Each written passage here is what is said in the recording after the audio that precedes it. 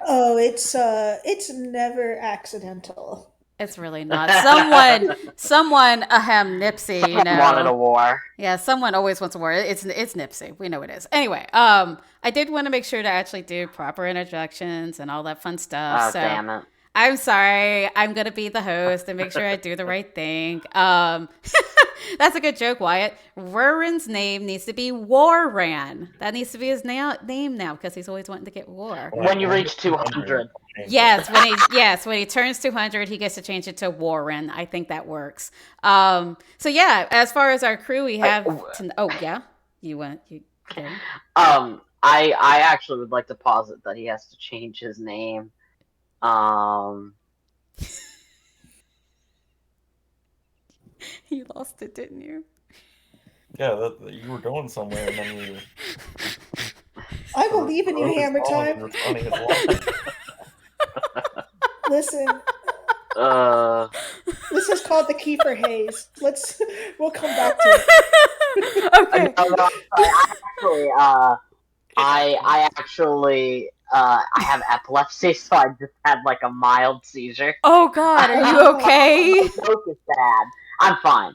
It's probably because my joke is bad. I think you should just change your name to like asterisk trumpet noises. Wow. Yes, So I that's think that's all you right. are. Is That's all you trumpet are. noises. Just trumpet Wow. noises. See, it wasn't a good joke, so my brain was like, "Don't do that. Come on, you're better than this." Okay.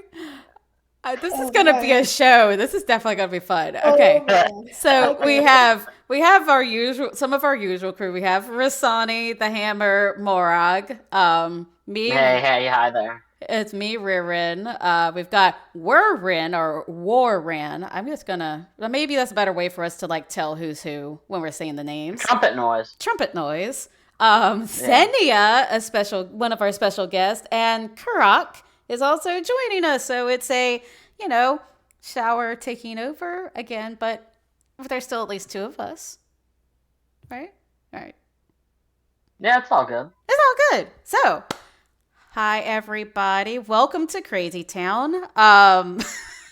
I think half of us are high or drinking, and the other half are just laughing our asses off at everyone else. So it's going to be great. Um, Yeah. Goal of today and our topic, which is going to be mostly, I think, these guys talking and me possibly moderating to make sure it doesn't go into Crazy Town too bad, is going to be talking about player conflict and how we like to engage in it. So, who wants to start us off on it? Rasani? Wait, why would I start? I don't know. I I feel like just, this is you a always do. conversation where Weirin would start. This seems like totally up his alley. It does. Or Xenia. Xenia, too. Or, I mean, Zenny and I I definitely never have start some stuff we conflict. can talk about, but yeah, okay. I definitely have some. I definitely have opinions, but I'll wait if for Warren to say his bit. I bet he has some good things to say about conflict. Oh, okay. I don't know. I guess I'll say I really enjoyed the organic nature of the conflict that's been mentioned a few times.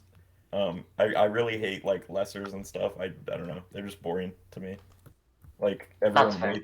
everyone waits around and then like shows up and we fight over stuff that we don't really like. We don't exactly need it, you know what I mean? Like we have enough Right. stuff anyway, but we fight Yeah. over it. So I always find that boring. I like that. Well, I liked the like village play that's been going on.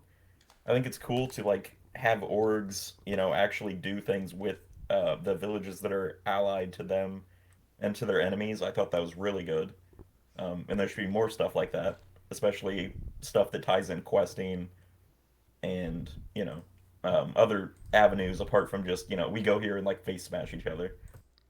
Right. I thought that was good. I think the war system obviously is not good and needs work, but um, like Well, that's been a complaint since yeah, yeah. God. When did the war system go away?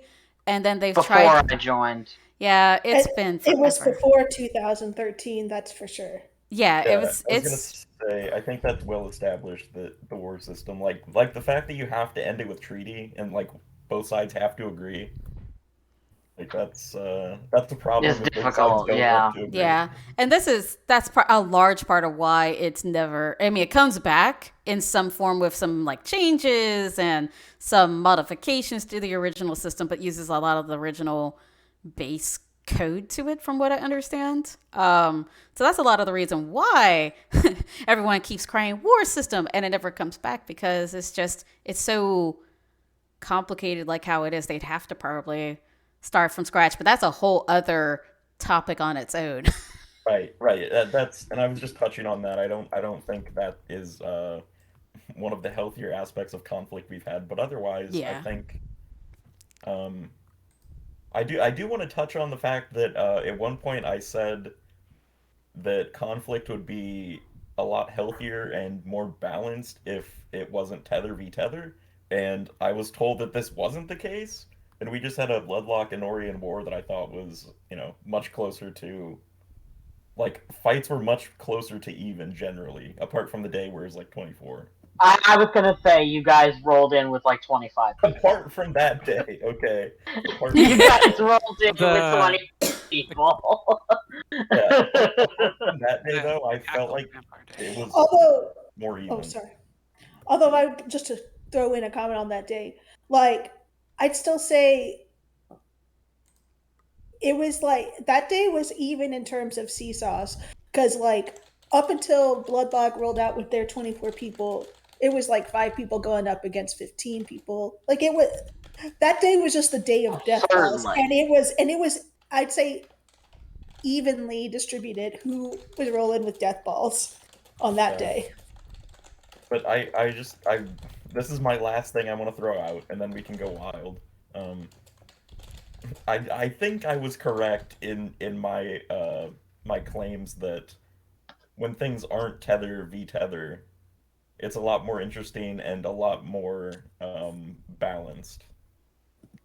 And I think that was actually showcased in the war, but Yeah. people might disagree. I don't know. No, you know, I agree. And it felt bad to an extent of like having to sit out, and I had as an organization leader to really rein not like any of our main PKers or anything, but rein in some of the newer players, because it just felt bad not helping. Like, oh, they're our allies. Oh, Magdadu is our allies. We should really be helping with this stuff. And it's like, no, they need to be able to do something without us for once.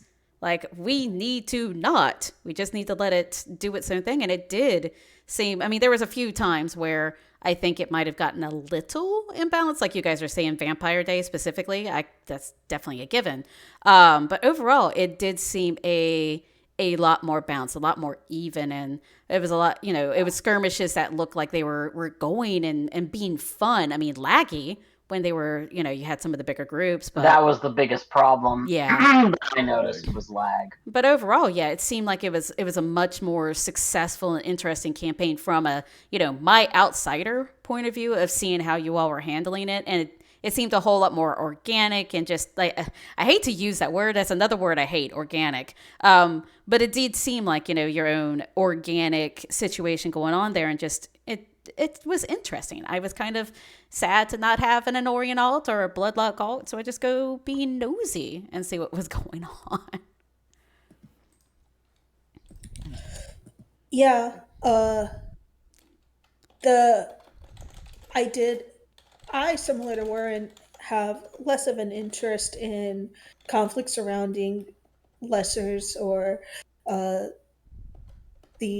just the general what I call and often think of as arena style Yeah. pre-made conflict setup.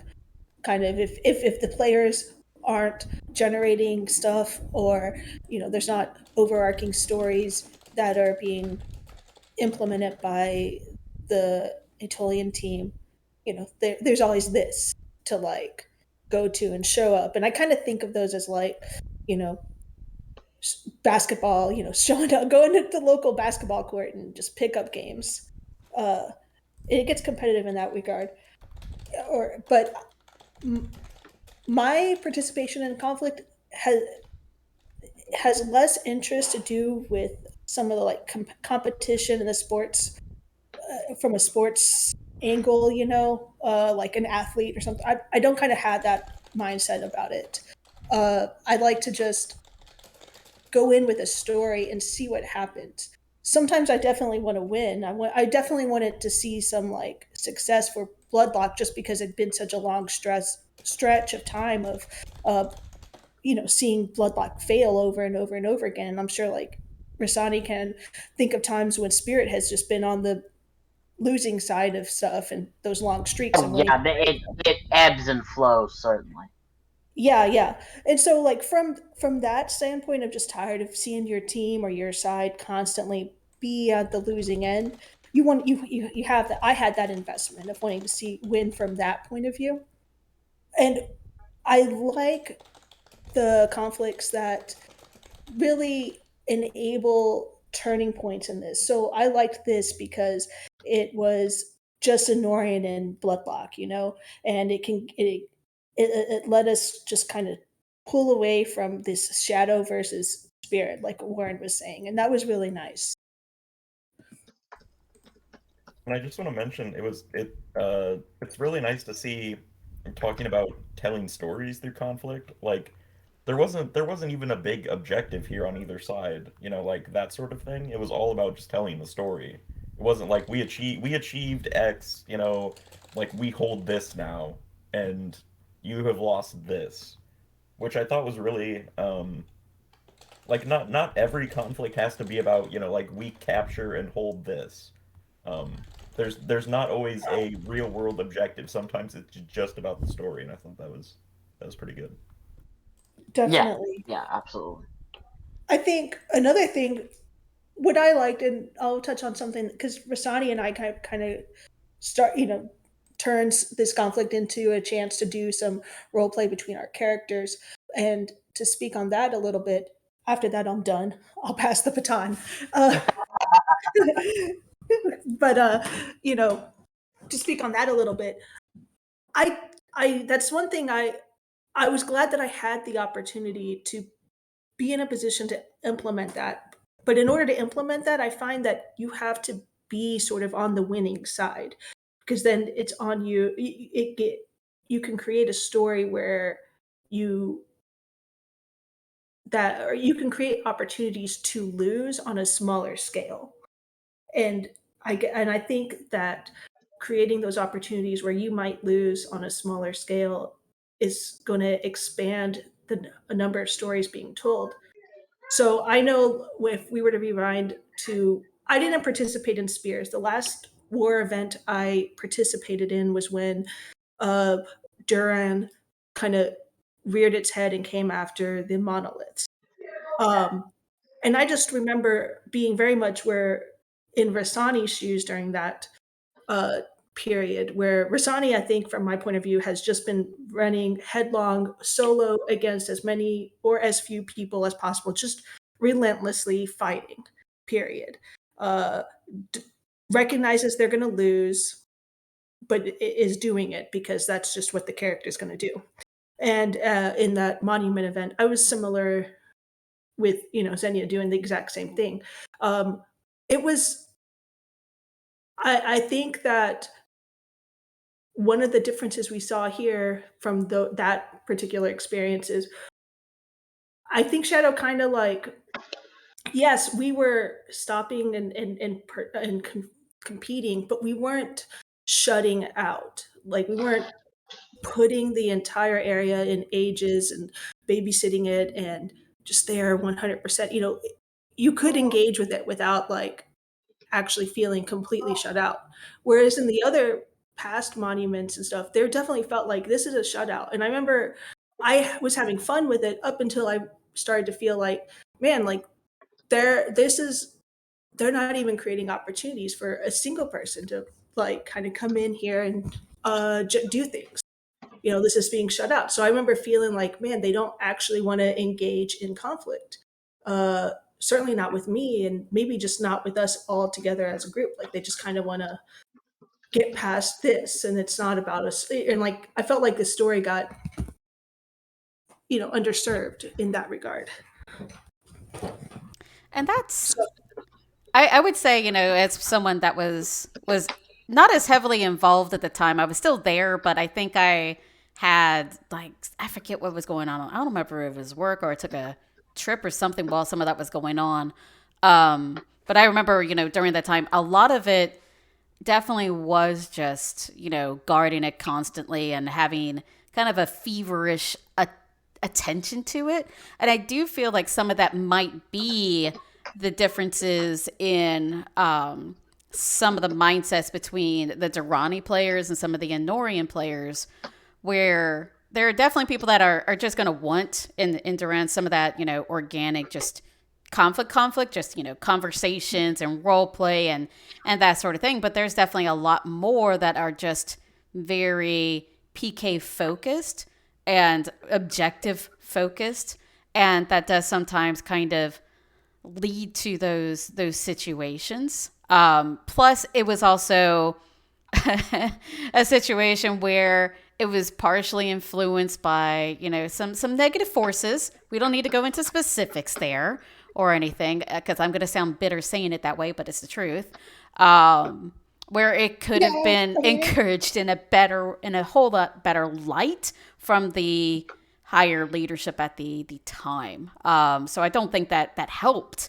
It really, these types of situations require players to be in the seats of the different leadership roles that actually want to engage, besides just encouraging fight. They want to encourage the actual role play aspects of it as well.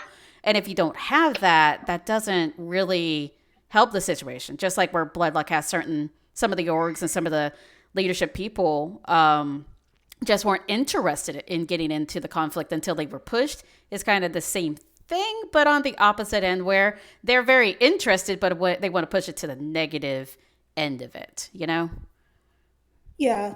And like definitely being in a leadership position to do that is going to be helpful. I don't think it's necessarily like, I think it actually ultimately takes just one person deciding like, hey, I'm going to like just kind of run with the ball with an idea here, or just whatever in this. So like basically just uh figuring out how to rework a very small inconsequential portion of this of any conflict, Mm-hmm. and and bringing it down to like be meaningful on an individual level, Yeah, so it doesn't affect your org. And sure, like leaders can do that, but it could really be anyone. You don't true. need to be the leader, you can just do it. That's true. Because you see plenty enough people, Trumpet Lord here, especially, just taking Mhm. and running with things at, Exactly. yeah. I wish we did have more of that. I see, like, Rosani obviously is a big champion of doing that. Sid, is Getting my ass definitely, beat? Is yeah. that I what I'm a mean, big champion of? you're a big champion of just throwing yourself out there and letting it go wherever the hell it's gonna go, and I give you props for that on so many levels. There's a lot of people that won't do that, but I will say, like, I Sid, and there's definitely a few that will just do the sort of thing. We need more of that. I think that would help bring about more story rather than just the conflict alone, the PK aspect. I mean, PK is great, but without a role play aspect behind it, it's kind of like just like another version of the foci or any of those other things. I do want to say I don't know what changed exactly, but in this war, I saw a lot less of like in the what are they called? Monoliths? Is that what they're called? Yeah, The Monolith War and the Spears War. yeah, There was a Oh, lot right, of right, there was a lot of like on both sides. Like if someone held the objective, like group camp the objective even when it's not active and like gank people and just like sit there all day. And I saw a lot less of that on both sides, which I think I'm not going to say it's good or bad, but it was like boring to play because like you couldn't go play the rest of the game. You had to like sit on the thing. That I don't know. That's not fun. right, right. No, I totally get it. I think what helped in this case, is that it was you guys were limited to how many people you could enslave per day. So after that, you weren't going to keep trying to push in because you'd already gotten yours. You did what you needed to do. It didn't matter. True. So there was no reason for us to stay there because if you're not doing anything, then what the fuck is the point for us? And it was part of Anorian felt very much like we had to play a very reactive role in the war, and that was sort of people's complaint is that when you guys were done for the day, we had no counterplay to make it continue. You know what I mean? So that kind of became, an issue. Do I think that people gave up too easily in Anorian sometimes? The last day of it, we didn't even bother putting soldiers out to prevent you from kidnapping people. And as you're well aware, Weirin, because you definitely kicked my head in several times, sometimes it was just me going out against a ton of you. And I get why people would step away because I got tilted at one point. And I get stepping away to avoid being tilted, but I do think that how do I word this? I think that people in Anorian had gotten very used to winning conflicts because we have been for a while. That when we lost, people got disheartened very, very quickly. And I know from talking to people who are in Shadow that has happened to people in Shadow when it used to be when I started playing. Spirit was getting steamrolled all the time. And I imagine that that's kind of like it's disheartening, especially if you're brand new and you're like, I want to join this side and that sort of thing. Um, but I think that you guys only having like a limited objective kept us from just sitting and making you engage with shit. That's a valid point. Because if you can gate it, I know the spears is a whole other nightmare. I'm set. We don't even need to get into that one. That was its own unique kind of, hot mess. But when we're talking like the Durrani conflict, if the monoliths hadn't have been active the whole freaking day, it would have definitely had a lot less attention, a lot less people just sitting there camping it. And that was and this is kind of circling back to the war system in general. That was always like the complaints with any major war system is basically, and it's the same thing with raiding, you can, wait until their people are offline or they're not online and just go have at it. Right. So you really need to, I would say conflict needs to have some sort of timer where you can have a break every so often so you're not always having to camp it, and you can kind of schedule a little bit around it, which helps so you can get even numbers together and just coordinate. I know it's not necessarily realistic as far as if we're talking about real game warfare, but it is a better experience. And now go ahead.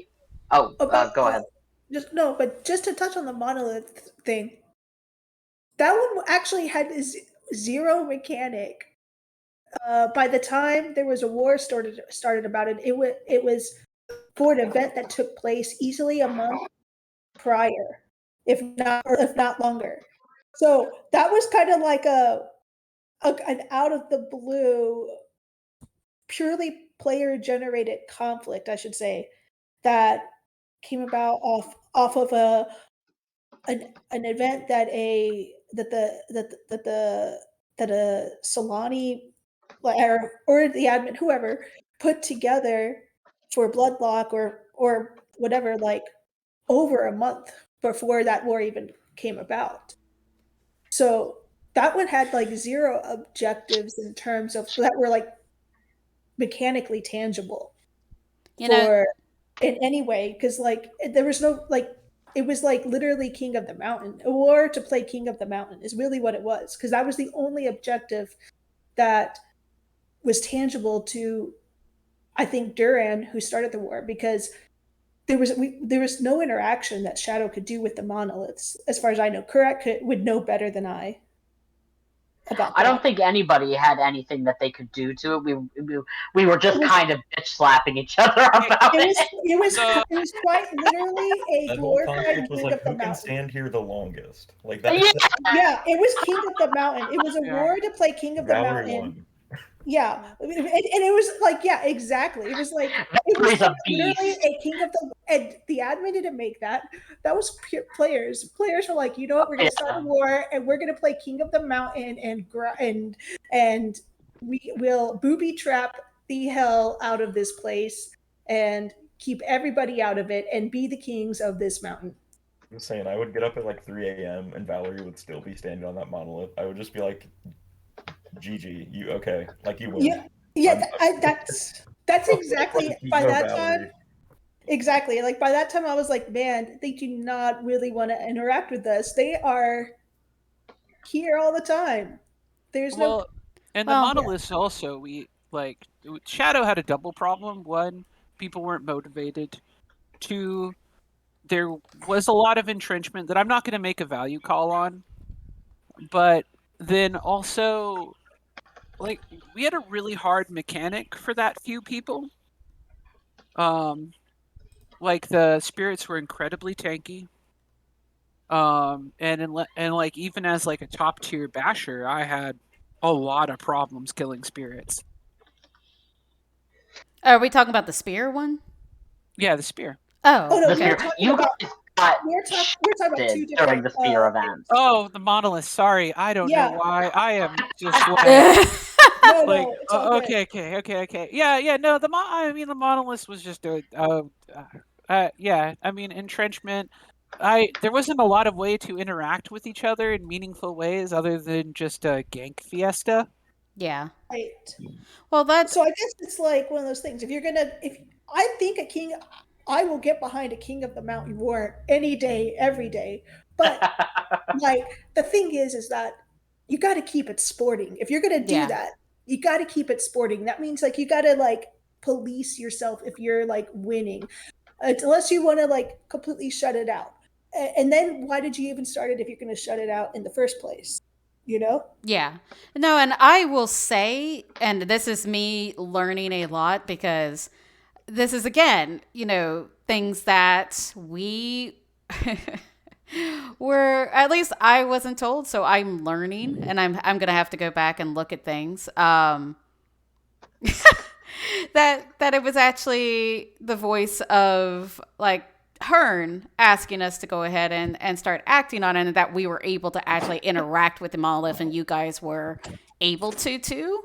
So we had, I at least, I'm not going to speak for everyone, but I had no idea that this wasn't like a Hearn asking for things and like we weren't actually able to do anything. So that's my bad. I will own up to that shit. I thought it was actually a valid situation where we were affecting something, not just like that something could be done and not just like you said, King of the Mountain. Yes, exactly. Like I realized after the fact, like as we started to pile up on it and just continue to do what we were doing, yes, it was definitely a King of the Hill thing. And oh God, I felt so bad for people that, like you're basically trading off traps and making sure they're scheduling shit. And I'm like, guys, you can't have a life dealing with this shit. And just to clarify, entrenching in counterplay. these situations is valid. Like I don't want people to think it's like Yeah. Oh yeah, no, I'm not saying it's not valid It either. is. It's like it's if you It's want the to right do it, play. and if it's the right play for a situation where the thing is always open and available to be attacked, I get it. I'm not knocking it. I have done it before. I've stayed up like 18 hours before defending shit. I get it. Oh God, yeah. Yeah. Yeah. All I'm saying is if you're going to Entrenching is start, the right play. It's just not fun when you can't play the rest of the game. Basically. Yeah. So those wars have to be like timed. They can't just be like Yeah. weeks and weeks. And weeks. Yeah. You were involved in the Holy War, right? Ethne versus Bamathas. So here's the thing. Y'all started a Holy War, and then I stayed up for fucking 20 hours, because it started at like fucking midnight. So that is one of those things where Holy Wars also need reworking, because I do think it's a fun way to make conflicts. However, I don't want to stay up that long ever again. It Yes. fucking sucked. It was so bad. Wait, did it? It started at like, oh, well, your time zone, I guess. It started at like Yeah. 8 p.m. for us, didn't it? Oh, for me, it was around 11 to midnight-ish. Yeah, because you're an ET And like me. I had been up the whole day. Yeah. And then I didn't get to go to bed until 5:30 a.m. Yes, I don't have to stay up, but I did stay up because when you get heavily involved in these things, it's like Riri was saying, you feel the obligation to stay up and to, to do the darn thing. And it was fun. We had some fun skirmishes during that Holy War. It was great. But I do think it needs some reworking, because I've never heard anybody be like, oh boy, I'm in a holy war. Like, it's almost always, oh, for fuck's sake, I can't believe I'm in a holy war. I have to do this fucking like, it's, I've never heard anybody be excited about a holy war. No, and there was a lot of misconception about that holy war. I saw in forums that, like, people were saying that the holy war was started because we wanted to pick on a small order. I literally picked Ethne because she, like, wasn't that when she declared that Albeti were okay? I'm pretty sure that's when that happened. That was I don't know if she had gotten. I don't think that she had gotten there yet, but she had disavowed Varian. Yeah, she said something that I declared her a traitor, and I went because she MJ. hates Varian's little nuts, and she hates Bomathus's little nuts. To add to what Warren is saying, I remember out of character hearing Mule talk about it, and Mule basically was like, there's Dar if we really want to win, but that feels like, basically she said that's not very sportsmanlike. She is basically where she stood on that. She's like, but that just feels cheap. I don't want to do that. And then I can't remember. Then there's like two other options. Demario, was it? I don't know. Whoever. But she basically was like, I remember her specifically saying, like, picking Ethne from a out of character analysis of, oh, this is probably the most fair fight for us to go after, like, or whatever. Even though she knew, like, she was like, they're stronger than us, but this is like cutting the least people out, or not it's not punching down. Basically, she felt like he felt like everything else was punching down except for. So I just want to say that. Yeah, and to be fair, we didn't quite realize, like, the one thing we didn't realize was exactly how much more Ethne had than us, but, like, we knew it was more than us. You know what I mean? Like, if you I have didn't like expect... 3. Well, yeah, that's. I think we had 4 for that conflict, actually. But, oh, 4. Yeah. Okay, sorry. We had 4. Okay. And you had to deal with my snort. I'm so sorry. That was a snort laugh. That was bad. Oh. Yeah, it was. Yeah. I mean, that was my first Holy War, and I went through it, and afterwards I was like, yeah, Holy Wars, they are bad. And that was that. Anything that's centered around defiling as a mechanic can't be fun.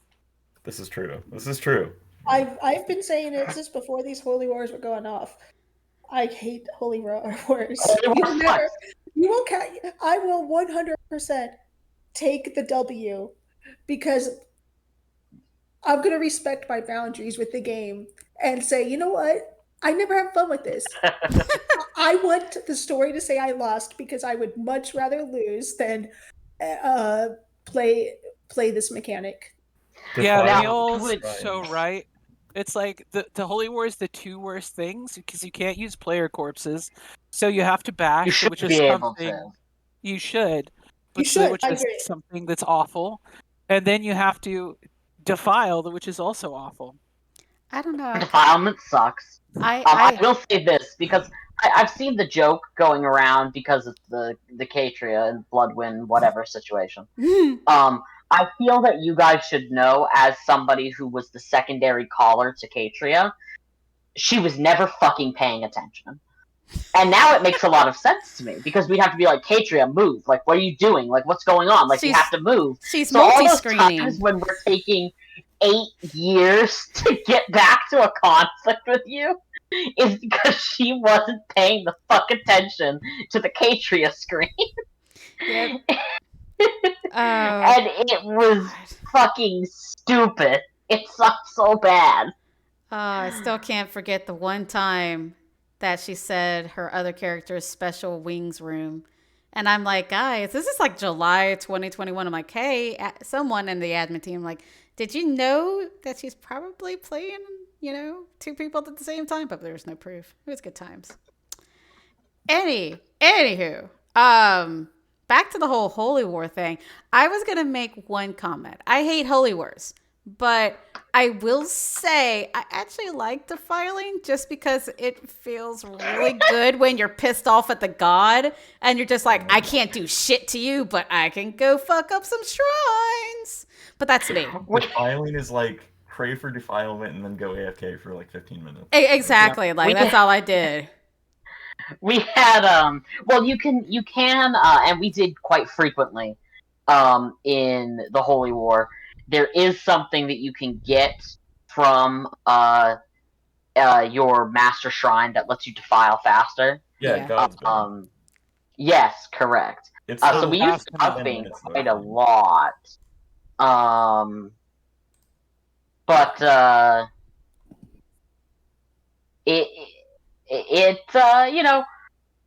sorry, I'm seeing shit on my screen. Like a ton of shit is happening right now in game to me. So we did the Godsbane thing, but I agree, Rerun. We did have a pretty consistent running joke that whoever was defiling would just in web continuously put "fuck you, fuck you, fuck you, fuck you." So we had a little bit of fun with it, but I agree, defiling fucking sucks. And it shouldn't be part of people. If you start a Holy War, you're looking to PK. Yeah. And I don't want to have to bash and then also fucking defile in order to just beat the shit out of somebody whose god I don't like. You also can't really bash during a Holy War though. Like, that's half the problem. you can't bash. No, I mean, you can go bash, but you have to be prepared for someone to come fuck you up. Like, you better accept that you're just going to go run around and then GTFO as soon as you can to get away from them. And that was my running thing. I am very good at running away from people. So I would just be like, oh, I sense someone's coming nearby. I'm going to just pitter patter away. I love Bracer so much for that. It's such a godsend. Why anyone with all these Holy Wars? Well, I know why the last two Holy Wars were started. It was to strategically avoid an entire tether coming after, or going after shrines. And I look forward to the day that I have a reason to be involved in some kind of holy conflict, because I'm going to use battlefields. Screw the shrines. Battlefields is where I'm going to go. Well, we used Holy War for RP. Like when we did Dar, that's because obviously Terradrim and have a problem with Dar. That's true. Yeah, I forgot about that. You picked Daddy Avalon in the divorce, and you're now flashing out at Daddy Dar. And Daddy Dar just is like, I don't have enough time for you guys. Just bye. Go away. Why doesn't he love me? He doesn't love anyone. Clearly, because he lost a ton of his order. He doesn't love anyone. He loves himself. Look, he's just going through a hard time. He's bitter. Sitting in a lazy boy eating a half-heated up microwave burrito and crying about his divorce. I could see that. And then he's, I picture Avalon doing the same thing, but Avalon is a tub of ice cream. Yeah, because he's kind of twinkish. He is, but I was gonna say when they came into Dart's territory, when they came into the halls and everything, he's just like that. I'd like to use this joke a lot. The old man yelling, "Get off my lawn!" That's pretty much what that was. He's that divorced old man, just like, "Will you get the fuck off my lawn? Just go away." And you guys did, but a little too late. That's all. Maybe my dads will get back together. Life will be good again. I mean, we have so whatever her name is, so maybe could have. Maybe they'll They they want stay to, together for the kids, and yeah, they want to destroy her together because they love each other and they don't want to see each other die because things. Yeah, I'm making a lot of sense. Well, I don't know. Like there was some good RP when we went down there. Like you can tell, like they still have some feelings for each other. yeah. Anything can I've got happen. a kitty here. Hi. Yeah, You got your kitty? I just, I do. I have a kitty here. Okay. He doesn't know how to purr right. Oh. And he has a head that's too fucking small. But he's cute, and he likes to be pet a lot. So here we are. Okay. Well, that is the stream kitty then, because I don't have any cats with me right now, and it's making me Yeah, sad. his name is Flimsy. Flimsy. That is. Yeah, he's a good boy. That's a good name. Very good name. Yeah, he's a good kitty. Say hi to the stream, Flimsy. Let's see. He didn't say anything. He's kind of shy. Okay, that's cool. That's cool. Okay, so let's see. What have we gone over with the topic of player conflict? We've gone over pretty much all the majors, except for since you brought it up, Zenia, you brought up about battlefields, and that would be your go-to. I haven't done a battlefield yet. I haven't had really the opportunity. They're not used as much by orgs I'm surrounded by. So, what is so great about battlefields? Well,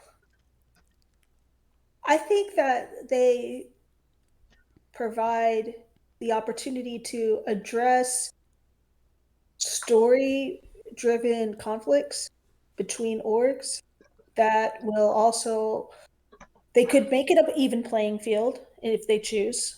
They could also just be like, hey, all of us against all of you, and we don't give a fuck about the numbers. We saw that most Much recently. like, We saw that most recently with Terrigen versus, the Dominion. But I always thought it was Werewolf the Apocalypse, but Vampire the Apocalypse fits as well. Yeah, It yeah. was very much like playing that game. Yeah.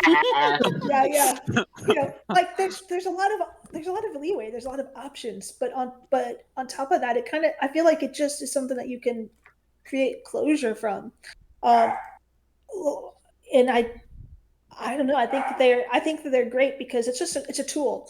The mechanics themselves, like it's not because of the mechanics that it's so good. It's just that it's a tool that allows you to actually make your story conflict tangible and have like an ultimate ending, like a conclusion. We This was going to be this was the coin flip. It's not a coin flip, but like this is the mechanic that is going to determine who wins or loses in this conflict that has no tangible mechanic otherwise beyond just endlessly attacking each other. Yeah. And from a PK mechanic standpoint, it's so versatile. Like there's so many toggles for the battlefield where like if you think hunting ground items are unfair, no hunting ground items. If you want to label it to a certain amount of people, you have a certain amount of people. Like there's no reason to not push that button more when you have problems. It's not tied to any boring mechanics like defiling. You can fit it into any story and you can target any org. Like it's great. I think like the problems that I used it once to I wanted to just have any reason to play with it, and so I kind of looked at the organizations I was part of and picked a fight. In my case, I picked a fight through the Carnifex, and I wanted to to do something about the Saluno story line or lore, and picked a fight with the other Salunic guilds. I'm not going to go into that. That's been talked about in other streams. Other times I've seen it used or attempt to be used. I don't think it's really gone off outside of that. Is like if there was like a skirmish going on.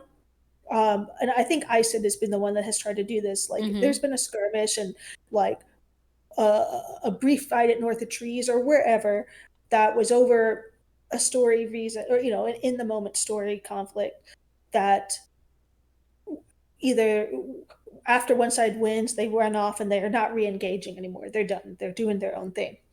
And he would try to be like, well, let's go ahead and like actually like give this some story legitimacy and take it to a battlefield. And so he would, try to create a battlefield for like 10 minutes later or 15 minutes later.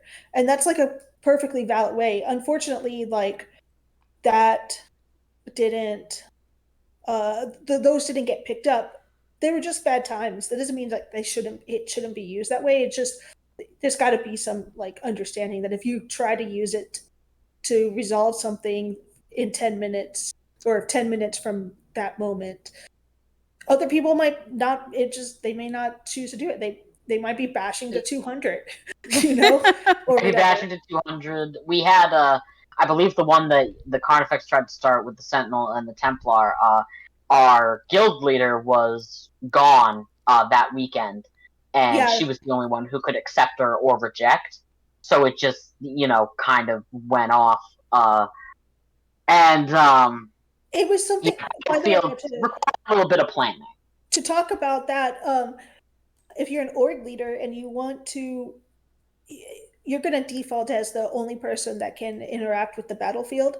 But if you want to enable your organization, you should probably make it so that other people can accept or for the organization. And that's sort of a situation. That's what happened there with that battlefield. Only the guildmaster hadn't enabled anyone else to accept. So, and they weren't available to accept.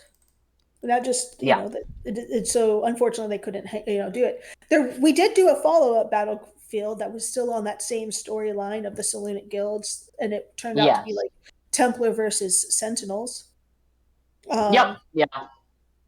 I remember because I fought with Eosid and only once in the battlefield realized that all of my rags had decayed. Oh. So I was doing fuck all in terms of venom. But Eosid's good anyway, so I was just getting started at PK at the time. So I don't know that I would have been a particularly difficult challenge for him even with venoms. You would have stood up a little bit. I mean, you do really well. So, I mean, his curing's going to be good. But a recent thing. I'm getting, people are very, very helpful. I ask questions, they'll give me answers. And it really is, as Senny and I can attest to from our recent skirmishes, it really is about knowing when to run away. It is. PK is really about knowing when to hit the fucking bricks. Yes, it is. Or just being brave enough and standing there and taking it like a champ and just saying, okay, I'm going to turn off curing at this point and you just kill me. It's all good. I'm dead. Yeah, you either have to accept death or know when to run away. Yeah. That's something that I see a lot, too, is a lot of people talk shit if you run away. It's like, that's what you need to do. That's a huge part of fighting. Yeah. Is running it's resetting. Running away is pivotal in this game. Like resetting. Otherwise, you'll just get wrecked. Yeah, resetting. Anybody who goes, you're a coward because you ran away, doesn't actually know how to PK. They just have enough artifacts that they can do a shit ton of damage to you. Right. What were you saying, Karak? I just that was one of the mindsets when I moved from Achaia to here that baffled me. Is I was seeing a lot of people, and it seems to have died down, where they say, "Oh, you're resetting. Oh, I hate people resetting," and I'm just like, "What? Well, then how do you play the game?" That's a huge part of fighting. Yeah, I mean, just stand there against me as a Carnifex. I would love that, but I don't think you should be playing the game that way. No, I think people not at all. I think a lot of people get frustrated and kind of just don't think about the overall picture of what's going on when they're in there doing their PK stuff. Like it's great for you to throw your bots at each other, which is essentially what a lot of people are doing is throwing. Yeah, that's all this is. It's all it is they're throwing code at code and that's great, but there is on that. It's more than just throwing code on code. Oh no, I'm saying it like that's what they're trying to do. That's what they're trying to do. Me. Yeah, like you're definitely not one of those. And there are plenty anyone that's I might be the person that throws code on code. Don't get me wrong. I am not. I am like I think, like, I have some situational awareness, but 100% I'll be someone that's just like, I got my bot running. Yes, Oh, yes. But that's what I'm trying to say is like you have the people that just want to throw their bots at each other, and that's cool, that's fine, but that's not real PK. And I'm bad about it all the time too. It's like I just let my bot do its thing, and I usually don't bother with situational stuff except when I'm actually feeling like paying attention. But that's what the difference is between someone that just does the coding and someone that actually is a PKer. The PKers are making a little bit more effort usually to learn the situational awareness and the, timing of things and all these, intricate pieces. So yes, they can run away and they can reset because that's how they're going to win the fight is by leaving and resetting and trying again and keeping at it. And it does get Sometimes frustrating. You change weapons. And yeah, you change weapons, but people just get frustrated because of the fact that people often will just do it over and over and over again I've seen, not anymore necessarily, but I've seen it happen for like an hour-long fight because, they just kept resetting. And so I get the frustration, and that's where a lot of it comes from. So But it's not. There are definitely people who, they get 2 AFs on them and they're like, oh no, reset. And I'm like, oh. That's a whole different thing there. Yeah. Benedicto Usually when I run into thought- that, I run. I'm just like, you're not worth my time. This is going to be like a 2-hour-long fight. If I can pin you, I'll kill you. Yeah. But like, this is a waste of my cures and my playtime. Exactly. Benedicto and I fought for my bounty this morning, and the fight was 20 minutes long or so. He's insane. Like I'm getting pretty good. Benedicto's a totally different fucking level. In terms of PK, he really puts a lot of work into it. He does. Yep, he's really good. And he's really good. Who else have I fought recently that I was like, oh holy shit. I mean, well, one, Xenia and I have the past couple of days had fights that have lasted, I want to say, at least 10 minutes. Because once again, both of us know that running is part of the deal. Xenia is slippery as hell, like, and that's great because it's the 8 legs. It's the 8 legs. There's extra legs. Actually, like, nobody knows this, but she has like 8 extra. What is it? Room speed movement. 8 extra movement. You have to break 8 legs.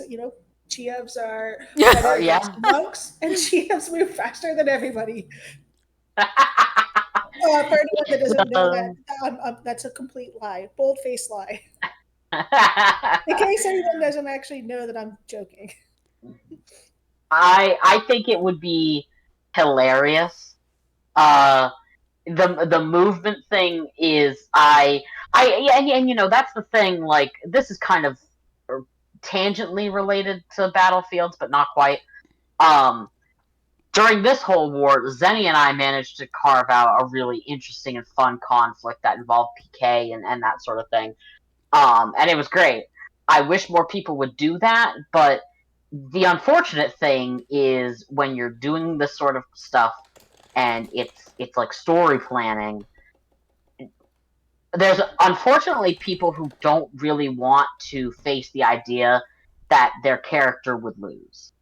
And like, I think that that's such a bummer because Xenia and I both had really great role play. One that stemmed from one of us winning, and one that stemmed from the other one losing. So we each won one of these duels. So from that, you have Xenia, who gets to have the RP of being victorious in this, and I get to have RP of trying to, the Rocky moment where you want to build yourself back up, and then it's the total, switch. And I wish people were more open to the idea that, I mean, a story isn't as fun if you're winning all the time. Well, to talk about part of my motivation in doing that, in part, I wanted to reward you. I specifically chose you for a number of reasons. One, I thought we would be evenly matched. Right. And I personally only get motivated to even attempt to PK and learn it when I have tangible story reasons that I find interesting to explore. A Absolutely. rivalry is important to me learning how to PK. Otherwise, I just don't have that motivation. I won't try. I won't read the logs. I won't care. I'll be a lazy PKer. But if I have a rivalry, I'm going to stop being lazy about it because I have some invested interest in it. So there was that. But the other thing is, I really wanted to reward you for engaging. And I remembered back when, again, to that monolith war when I was you, I was like, man, I just wish someone would throw me a bone and make it interesting for me, other than like just completely shutting me out. So I was trying to give you what I wished others had given me when I was in your position.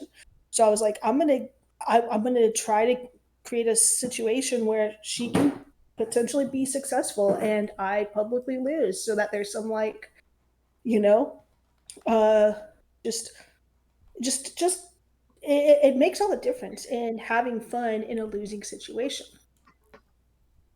Yeah, I want to actually take a moment and like say, although our role play has been confrontational, I really enjoy the incidental RP with Risani in our conflicts. Absolutely, I agree 100%. I also appreciate, and I don't get people who are willing to do this often with me, but I appreciate the willingness to actually duel for a bounty. I like that a lot. I think it makes it a lot more interesting. I think it was very cool that one, we had this interaction where it was, I know you're going to come for me anyway, so let's just do it. But two, I appreciated that kind of like that kind of mutual respect between people who have no reason to like each other. Like from me throwing myself at the wall during the vampire reckoning. After a while, I was the only one throwing myself at you guys, and I got a lot actually of esteem, of tells, of that sort of thing from people in that death ball being like, I think it's really cool that you're still coming out here even though you know you're gonna die. It fits your RP. I appreciate your dedication to that. And I think that to me, like I wasn't really getting that from my side of the game. And I wasn't really looking for it. It was just RP. It was what made sense for Rasani to do. But I think that what I took from this is that if we can do that to each other more often across Tether, of being like, hey, that really ruled what you just did, that fit your character really nicely, like, good job, A+. Like, I think that would probably breed more of this organic conflict that everybody wants. And I never got to interact with you before, and I had a lot of fun interactions with you over the course of the war. Yeah, I think the war in particular, as people have already said, was I get there was problems about like interaction as far as spirit having ways to interact with it, but I think that could be fixed, and things like this could be a good framework going forward because there's a finite amount of conflict. Like there's no reason to just be there all day, and I think when the game hands you mechanics like that, it leads to very unhealthy mindsets because players are going to play it optimally even though when we probably shouldn't. Absolutely. And I get it. A lot of people are bashing to 200 right now. Too So you're many. not really going to have people who are doing that. I'm doing You're it not as gonna have this people- as this stream happens right now. Right, like, so you're going to have people like that who aren't going to do what I did, which was literally go down 20% in my XP just to follow this role play. Dude, I lost a whole level and 10% during that monolith war thing. The Mono 4 was a lot longer, so I'm not shocked that you lost as much as you did. That was a much longer conflict. Yeah, definitely. And you were doing it that whole time. Yeah. So I'm not at all shocked that you had that experience. I'm not complaining about it. Are you no. sure? Yeah, yeah. Well, No, I don't care about I have Yeah, no aspirations for 200. yeah, same here. If I get there, then it'll be when I'm like 80 years old. I'm not trying for it. Yeah, thanks. Me bashing, fuck you. All my XP I get from now on is PK. That I think that's Benedicto's goal at this point is he's pretty much trying to be the one 200 from PK. that gets 200 from PK. Yeah. Me, I I mean, if somebody could do it, it would be him. it would be. It definitely would be. It's going to take a long time, but he'll get there when he's, 60 then. If you're going to do it when you're 80, he'll beat you by 20 years or Oh yeah, something. Yeah. I think so. Maybe. yeah. Maybe. Yeah, that's a hard goal because especially at 199, I take a loss and then not even like 5 wins That's makes like up for that what, loss. 4 days? 4 days of fasting you have to do again Yeah, to it's get like that I death. just watch mine go perpetually down because there's no amount of wins that'll make it go back up in the equivalent way. Pretty much. And they already said, at least for us that are sitting here waiting, they'll put us at 200 regardless. So we're not losing it. So I'm like, you know what? It's cool. I actually think I am capped right now. Finally, again, capped. Yeah, I think I'm missing 1 XP and I can't get it on anything. I really would super duper love, um, like, okay, this is gonna sound mean and cruel, perhaps. Uh, I can tell that Riot is gunning for 300. I'm just like, boy, just leave it alone. Just let it die, man. But it's how he gets enjoyment out of the game. So, like, as long as he's having fun, that's the important part. But it's the for a while people got pretty mean with each other about where people could hunt and that kind of thing, and I don't like that kind of culture that's associated with it. 1 XP. I'm done. Like the XP game, I've won it. It's beaten. I've moved Yeah. on. Yeah, it's like I do other things now for sure. I'm not even bothering. But I will say it did get very competitive with certain players. I got annoyed at certain players too for a variety of other reasons. But I think the majority of us were not really too dickish about it that have it now. Because there is a pile of us, and that's not, saying the admin are, not making efforts to like get people their 200 races or anything. There is a pile of us, kind of all just finished all around the, within what, a month of each other, maybe 2. Right. Well, because we're dealing with the people who saw Riot get his own race and then want one. Well, Hey, I Riot, think it it's didn't influence me at all. yeah. I was gonna say it's not even Riot. Like the people that came right after that, Maz, not even Dorva. Who else was after? Who else was after Ayukazi? As Ayuna, whatever. Some of those were definitely Riot influence, but once once Illical decided to just Illidan, decided to just go ham on it and show that you can do it fairly quickly if you are pretty smart about it. Everyone else went, you know what? I'm not really doing anything else with my day. And this is legitimately me. Like when I decided to do it before him, actually, I was just like, I got nothing else going on. Why don't I just let it sit there and run? There's no role play or anything going on for me. But that's, Right. you kind of get addicted to it after a while, and then you just want to get it done after a while. That's like the phases. It's like you're inspired. You kind of like, okay, don't have anything to do, keep going, and then you're like, God, will this just be done? I gotta say, like the experience obsession, I'd say is a product of tier era, nothing going on. Like the only thing that you that's like, oh, okay, this is something that's interesting for me, and because at that point, like It's it is, oh, I can meet this bashing goal. It's just kind of like this whole, and you get a couple people that are still like that have been working on it now because it's not something you can do in a month. It's definitely, or maybe you can. Correct it's a did it really commitment. fast. Correct actually did it pretty fast. How fast did you do it, Correct? Well, I started a month after I made Karak, and then I took breaks though for the war and stuff. I don't know, like probably like 100 something days, like maybe like less than 110. Yeah, you did it. You did it pretty Months. quickly, and it was good because there was more bashing areas at that point too. Yeah, there's which made more. it easier. There's more. Level 99 bashing areas, Yeah, end Well, game bashing areas than there were at the start yeah. well, of then this Warren kind and of. I made a power couple after the XP boost, and that really helped a lot. Oh man, I Hey, ship man, it right on. you can't expose our power couple status like that. You gotta. Oh, I'm sorry. You know it was secretive. See, it really is the gay Accords now. I Eileen might told be you we'd listening get right now. there. You have to like.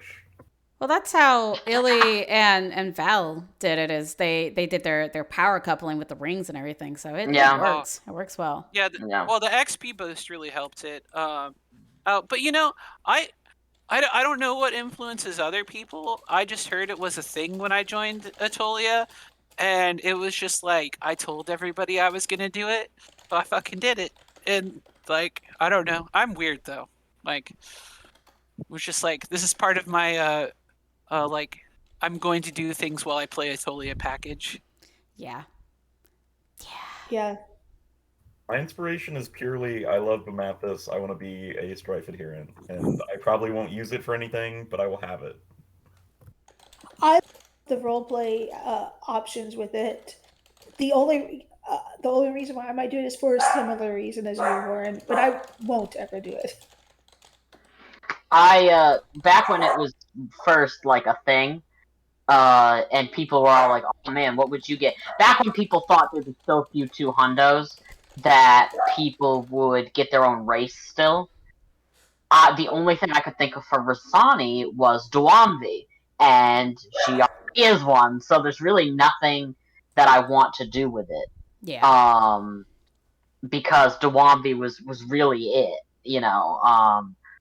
that's there's already a race that's dedicated to light, and it is that. So it got that without having to bash, which I hate. You see, you just should have just like joined the the other Ririn train and just come with me. I could have had a buddy partner, and that would have probably been at least a little bit more interesting. A little bit, yeah. Yeah. Do some RP around it. Yeah, exactly. I was doing that with someone occasionally when they would come let me drag them around with me. It was nice. It was less boring. You never dragged me around. What the hell? Well, I mean, although you are, a very similarly named person by sound, you are the Trumpet Lord, and the Trumpet Lord cannot come along. He's too loud. He would chase off all the game. Can you tell me the story of that fucking trumpet? I said to Mathis one day. I said to him one day, I want to be your herald. You have a herald. I can do it better. And the herald has a trumpet, doesn't it? Yeah, the herald Yeah. has a trumpet, and I said I want to embody strife in everything I do. I want to be your herald. I want to take it everywhere with me, and I want a trumpet. And he was like, "I'll think about it." And then I was like, we were at some Bloodlock party or something, and we were fighting. There was like this fighting event where you had to emote fight, and we were like mud wrestling essentially, and there was like blood everywhere, and he appears, and he's like, "Oh, I see that you're busy. Here," and he like hands me the trumpet, and he's just like, "I'll just be going now." And just like Homer Simpson's out of the room, like. Yeah, he was Yeah. just like, "Oh, you guys look like you're busy." Rasani's jealous right now, Norian by the won't- way, because she wants to mud Yeah. wrestle. No, Hey, Warren, I'll wrestle. how long did you want a trumpet in Achaia? Oh, I wanted a trumpet in the cave for like 5 years. Well, shit, you got one much faster here. Are I had we to interv- learn it too. Are we interviewing him? Because I have other questions that I can ask Warren specifically. Oh my god. So let's see. I'm supposed to ask what your favorite movie is. Oh. Oh dear. Oh no. Okay. I'm not ashamed. You can't lie. I'm here. Favorite movie is Princess Diaries 2. Nothing wrong with that. You know what? That's fine, my dude. Yeah, I'm not ashamed. That's you an know. awesome It's gonna be movie. something Like Anne stupid. Hathaway. Anne Hathaway is, you know. Oh, Yeah. I've never. That looks great. I've. Someone tell. I never seen this movie. Explain. How did they make a second movie out of it? Well, it's very much a princessy not the like typical princess movie, but it's a princess movie. It's a comedy, so you've got a couple of different campy groups that like the that kind of romance, rom com genre of that kind of thing, and it was good. And Anne Hathaway is fantastic, so they made a second one. The second one was actually better than the first one. Nothing wrong with rom-coms. No, nothing wrong with rom coms. I love a good rom com. I haven't been able to find any good ones lately, though. I watch basically mostly rom-coms, so, you know, Rom com life. My that's my life. favorite rom-com is still The Ghost in Miss Muir. I've never heard of that. I've never Neither seen have it. I. Excellent. Movie. Does Death Becomes Her count as a rom-com? I have never heard of that either. What? You've never seen Death Becomes Her? No. Oh my god. Death Becomes Her is a classic, campy, shitty B movie with fucking Meryl Streep in it. Oh, It's God. so good. Death Becomes Her is an incredible film. And for Jeremy, Princess Bride does count as a rom com, but I don't really know that it's campy anymore. Maybe I would think Labyrinth. It's a little campy. Yeah, it's like Labyrinth is a little bit more campy than Princess Bride. Labyrinth is campier. It is. Ririn, you gotta watch Death Becomes Her. Okay. If anybody has not seen Death Becomes Her who is hearing my voice right now, you need to watch Death Becomes Her. Okay, we're going in. We're going into my OneNote. I made sure to take it off of work so you can't see all my freaking work notes. So movies. I'm gonna write Death Becomes Her. Okay, I'm making myself a list here. There you go. You can see it. What else am I missing possibly from my repertoire? And it looks so awkward when you know that I've got that big blank area covering my chat. What else? Favorite movie. Yeah, what are your favorite movies, guys? I named mine by accident. Labyrinth is actually my favorite movie of all times. This is saving me from the interview seat, so I'm, you know. Oh, but it's coming back to you. It's coming back to you. Just wait. Anything with Jim Henson puppets is awesome, though. It is. It is. After Jim that Henson would be puppets are good. Stargate. Like Stargate's obviously my next one, just because I watch that whole series like 5 times a year, movie included. All the movies included. I consider Labyrinth a rom-com in a way. I guess it's not necessarily, though. It's more just a typical 80s movie of a sense. Sci-fi kind of 80s movie. Not even sci-fi, fantasy. Just fantasy. Fantasy. Yeah. There's the word I was looking for. Fantasy.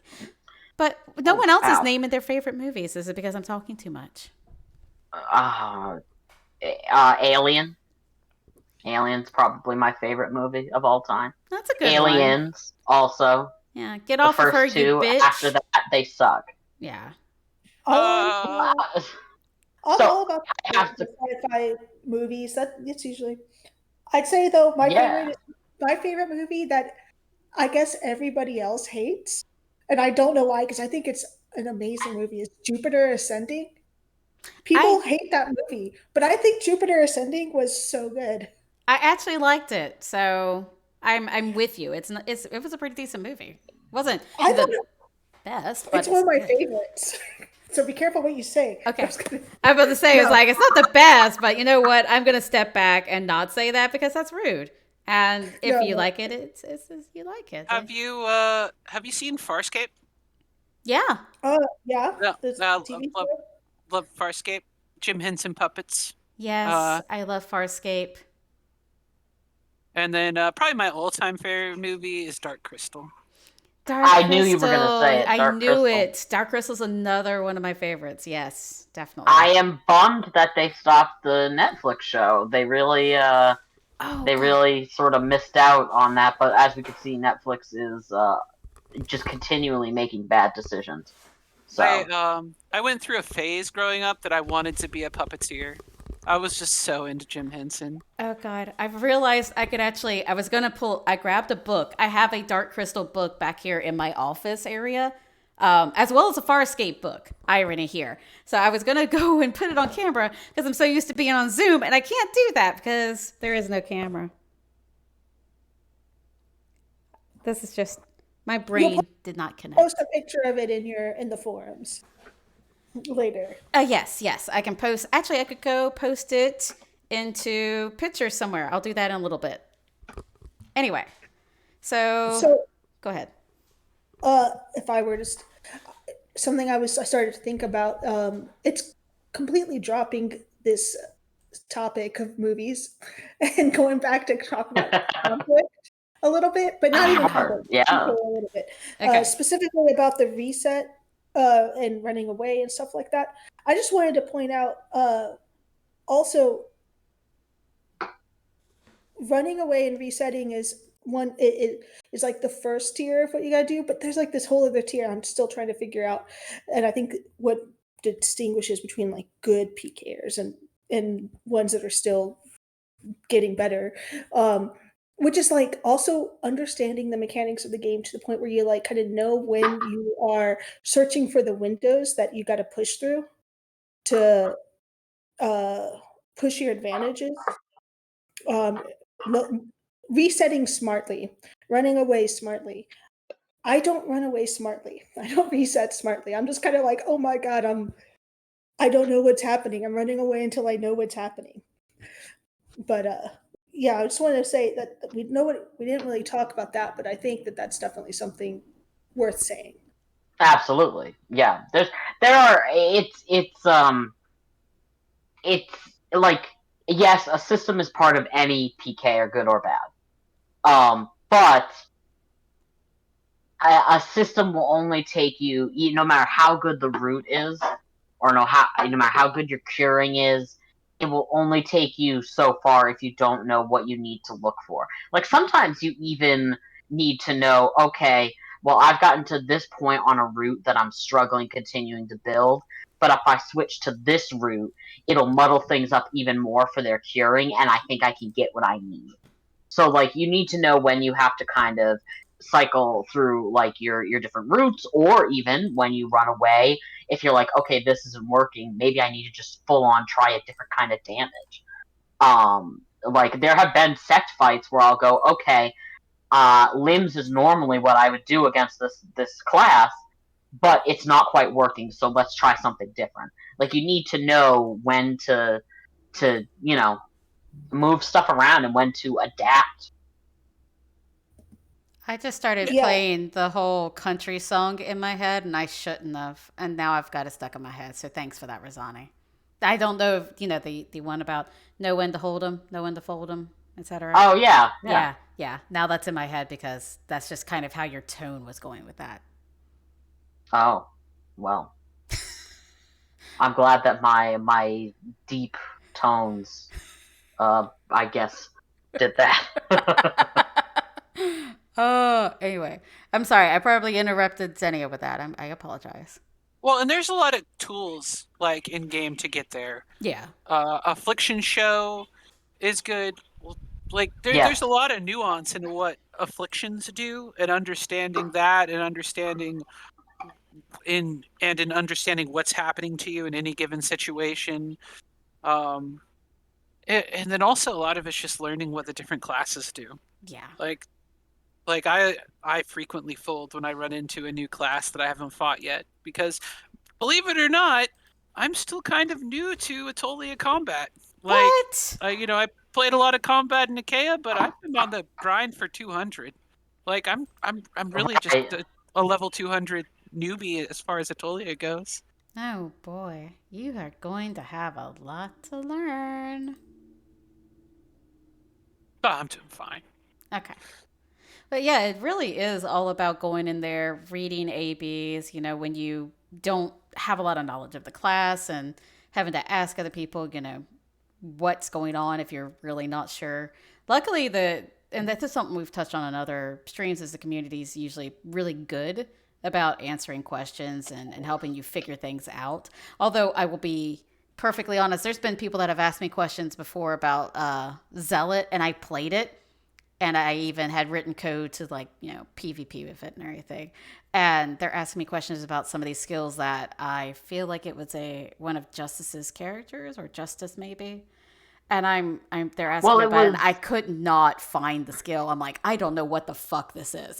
Zealot skills did change, not super recently, but it may have been in between the time when you were more, Oh no, I hadn't. involved in playing Zealot. No, I hadn't played. I have only played Zealot with Ririn. I did not play with any of the other characters. That's actually why I started out having her end up be a Zealot, is because I had never played the class and I wanted to try it out. Oh, I see. I had played Well, Daru, but I never played that specific class. So yeah, I thought it was familiar enough, but there are always more skills in there than you really get familiar Oh, with. yeah.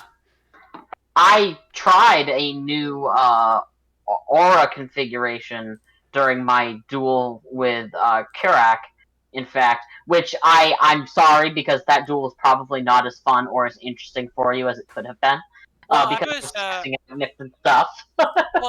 well, actually, during that duel, you after you starbursted, you said in Say's to stop, and I was like, I was spamming shield and turned off my offense because I was trying to figure out, like, is someone hitting her, like, what's going on here? Because, like, I wanted it to be fair. Oh no, I was I think it must have accidentally had me say stop instead of, I was trying to get my system to stop attacking so that I could run away to death up again. So I think that it accidentally said it instead of me getting my system to stop so I could, do what I needed to do in terms of getting my deaths back up. I thought that was somebody else saying stop, because I noticed that we had a couple people watching us at some point. But it doesn't seem like anybody stepped in or anything like that, which is good. Well, that's why I was Um, confused, but I was like, okay, well, yeah, I mean, like, whatever, I'll stop. And then I was like, well, Rasani is still hitting me, and I was like, well, shit. well, Well, shit. you see, now all I have to do is ask you guys to stop doing things politely. It's just, hey, please stop enslaving people, and Karak's like, I mean, all right, it's enough. I'm a reasonable person. You said stop. Okay, I'll stop. Cool. All right, there we go. Let's go get high now. It'll be fine. It'll be great. It'll be great. Well, I tried to bake in, like, being a good sport and, like, in sportsmanship into Karak, because he's like an Earth guy and it's about strength, and, like, everybody should have an opportunity to prove their strength. Totally. I mean, it absolutely. That's kind of the fun thing I've had exploring being with Demario, is because, like, for example, a thing like what she and Xenia did, this duel. In Ethne, I think I would have been told that I should just bring an army and take them by force, which fits with Ethne, because it's righteous fury and it's burning away corruption. Whereas with Demario, something like a duel where both parties honor their word is something valorous, and it is a new kind of avenue for me in terms of roleplay. So I definitely appreciate that about Kirik, that there's this sportsmanship baked into the character, because that makes duels more fun. Nobody wants to go to a duel and then the dude that you fought is like a total chode about it. Like, you want to go and duel, and then you guys can be like, hey, that was a good fight, and you learn from it.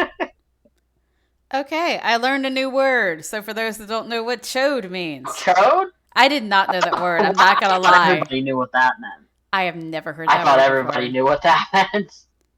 A penis. Well, you know. Show What me are penis. insults except for different words for penises? For real. Okay. Sorry. I am running out of steam apparently. My brain just completely triggered off. All right.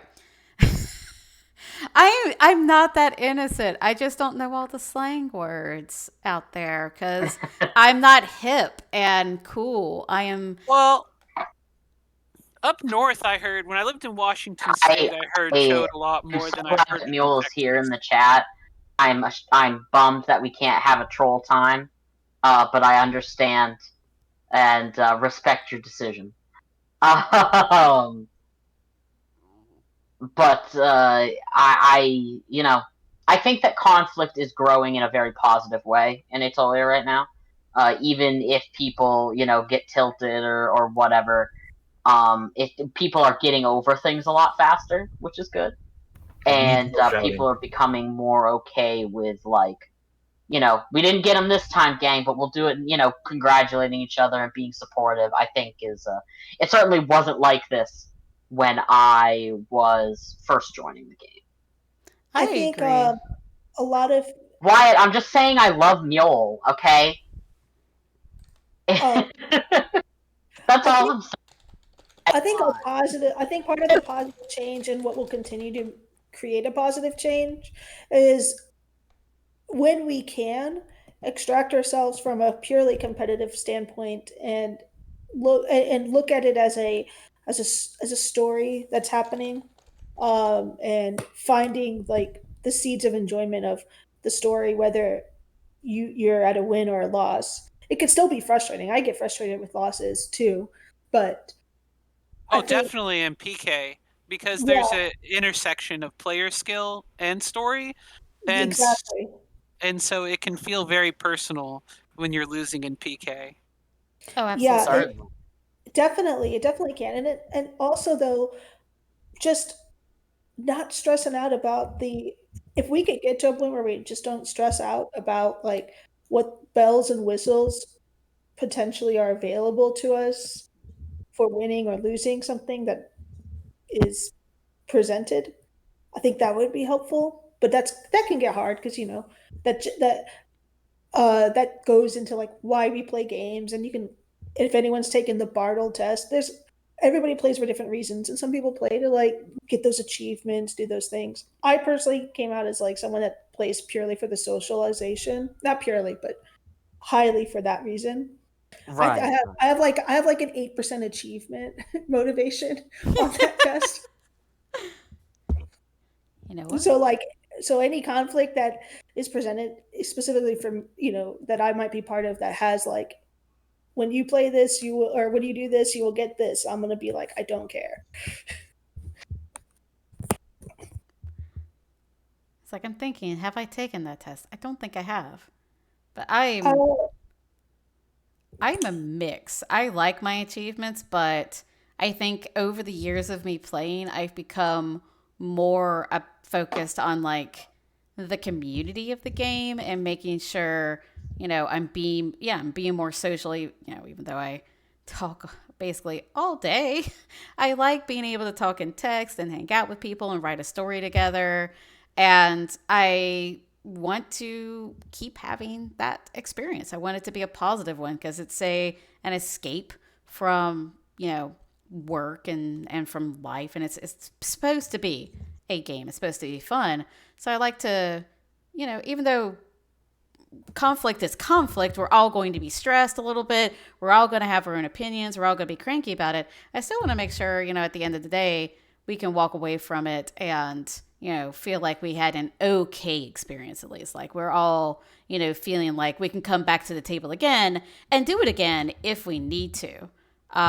Absolutely. And I think that definitely has been a huge improvement over the years. I've seen us go from this shitty midstream war and stuff before that was even worse to where we are now with what happened with Bloodlock and Anorian, and it just seems way healthier, just way healthier. Yes. And I think that I does agree. come from people actually communicating, which is something we hadn't been doing so much. We hadn't really been crossing the lines nearly as much as we should, even out of character, trying to be like, okay, kind of make sure this is okay with your comfort zone, with your org, how do you want to coordinate it? And I honestly think the Aetolia Discord has been a good thing for the game. I know sometimes people go on rants and get tilted about things, but honestly, I think it's good for them to be able to let it out because it then just once it's sometimes when you get really tilted about something, you just have to like yell about it and then it goes away. Like that's why it's I have no doubt that both webs are in PK sometimes filled with people who get frustrated. And I think that they need a venue to just get frustrated in and then let it go. But you do absolutely, it's also important when people get tilted to be like, hey, dude, you're angry. You don't need to be this angry. Like, maybe you should go to bed. Maybe you should take a break. It's kind of a community policing, I guess. Yeah. I would say I want to go ahead if someone was going to speak. Oh, I was just agreeing with Rasani, so go ahead. I was going to say as far I've noticed at least in Shadow Webs, there will be frustration, but I feel like the attitude expressed has been fairly positive. Like I don't see people. I know people tilt, but they just I feel like we tilt less Yeah. publicly in the web at each other than we used to long like 3 years ago or something. Because I since I've been back, like I really haven't seen any serious tilting or even just like frothing at the mouth the way it It had been used in to the be. past. It used to be. Yeah. Yeah. I really don't. I feel like at least my exposure, I haven't actually seen too much of that. There Yeah. there were a few cases when I was playing my other character, but the good thing is that people were policing it. Like there was straight up an instance, and this is, not to it's something that's happened to Spirit Web in the past too, but there was like an incident that was moderately racist at one point, and people were actually calling out the people and saying absolutely. that's the kind of stuff you shouldn't be doing and everything. So I do think people are just We'll get the more. occasional new person joins a web in Spirit, says something homophobic. We go, dude, no, get out. We don't. That's not cool here. Yeah, and move on. And I think that we as a community are getting a lot better about policing that kind of behavior. Yeah. And the Because general it is, venom. a problem. Yeah, and the general Or not. It's not really a problem anymore. And yes, the general venom. Yeah, the general venom. On the topic of conflict, something that we haven't discussed and I'm thinking about is how we get new players involved in conflict. I think that's interesting to talk about. I think probably Warren and Kirk will have more insights as they are newer players in this. I know, like for me, I loved I love a baptism by fire.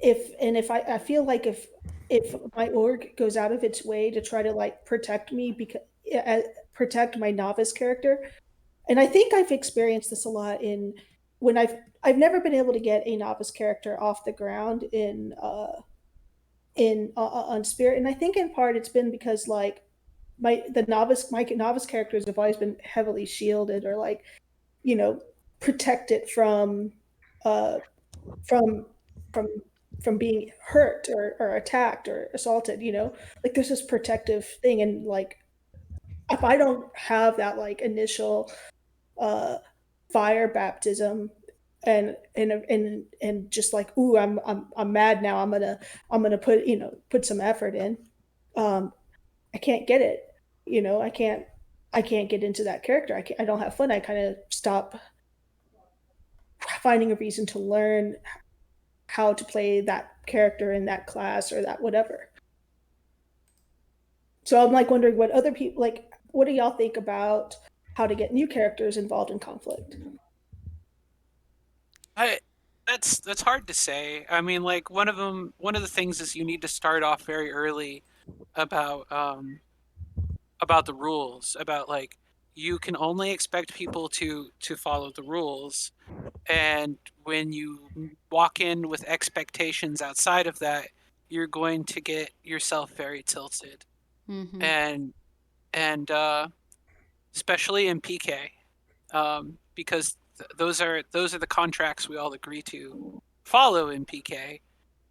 And I think the other expectation you need to set for new players, if we're talking specifically about PK, is you're going to get your face pushed in a lot. Just like, Oh yeah, you are. Oh yeah. And that's just part of the learning process. And you need to take away from that is the logs and and learning to read logs and getting someone in the community to help you read logs and and build from there. As far as from an RP standpoint, I've never struggled with that because I just do my own thing and I'm particularly happy doing my own thing.